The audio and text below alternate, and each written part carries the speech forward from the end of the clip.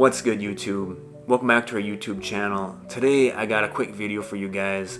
Wanted to talk about someone who I think could potentially be the steal of the 2022 NBA draft in Patrick Baldwin Jr. Patrick was selected by the Golden State Warriors with the 28th pick, and I think a lot of people kind of know Patrick's story by now. Top 5 guy in his class, was expected to be probably at the minimum a lottery pick. Decided to go to the University of Milwaukee over Duke and play for his dad, where he had just a really tough season, dealt with injuries, was in and out of the lineup.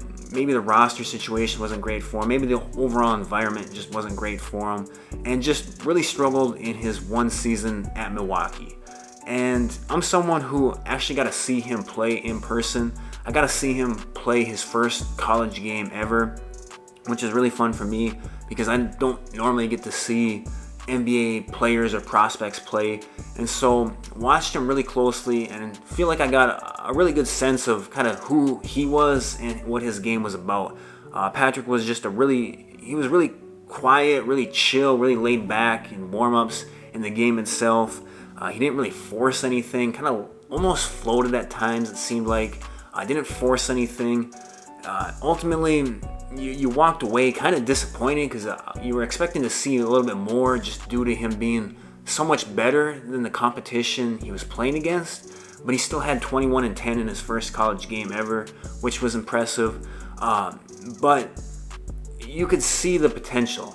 Despite being disappointed in kind of how he played, you could see the potential. He made a couple threes. He was able to hit a couple tough mid-range jumpers, I believe. There was a couple times he was able to put the ball on the floor, hit a tough floater, I remember, and you could see the skill set and the upside with him, being 6'9", 6'10", being able to put the ball on the floor. He's got a clean shooting stroke, despite not shooting it well this last year. I believe he's under 30%. His form suggests that he's someone who can get into the mid-30s, upper 30s, and be that type of three-point shooter. 6'9", 6'10", can put the ball on the floor, can get to the hoop. Now, I think the injuries really hurt him in the sense that he was never able to really get into a rhythm. He was never able to get into the flow of playing consistently. And so I think that really hurt him. Now, I think the big question mark for Patrick, outside of just kind of being, is he going to be healthy? I don't think it's a question of his skills. I think he's skilled enough to play at the NBA level. But it's kind of almost a mindset thing, where does he want to be the best player on the floor? Does he have that in him? It just seemed like in person, he didn't kind of have that dog in him. It didn't seem like he really wanted it. And so I think that's going to be the question. It's not a question of if he's good enough physically. I mean, 6'9", 6'10", can shoot, can handle the ball, get it to the hoop. There's not a lot to question there. It's a matter of his mindset and what he's able to, or is he going to be aggressive enough? Does he really want it? I think those are the questions about him. Now, I think going to the Golden State Warriors is going to be a good situation for him. I think they can get the most out of him.